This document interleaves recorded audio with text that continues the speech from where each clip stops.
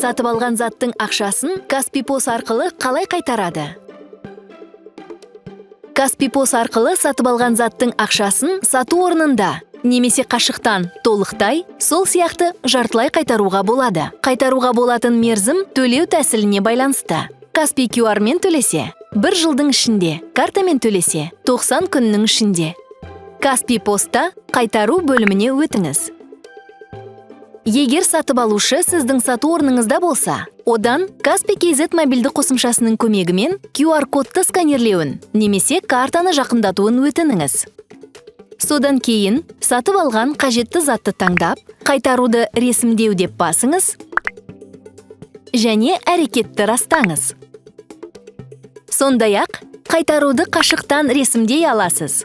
Ол үшін Каспий-Постта тарих бөліміне өтіңіз. Қажетті күнді көрсетіңіз және төлеу тәсілі бойынша сүзгіні қойыңыз. Сондай-ақ іздеу жолына клиенттің атын немесе ол төлеген соманы енгізе аласыз. Сатып алған қажетті затты таңдап, қайтаруды ресімдеу деп басыңыз. Соманы енгізіп,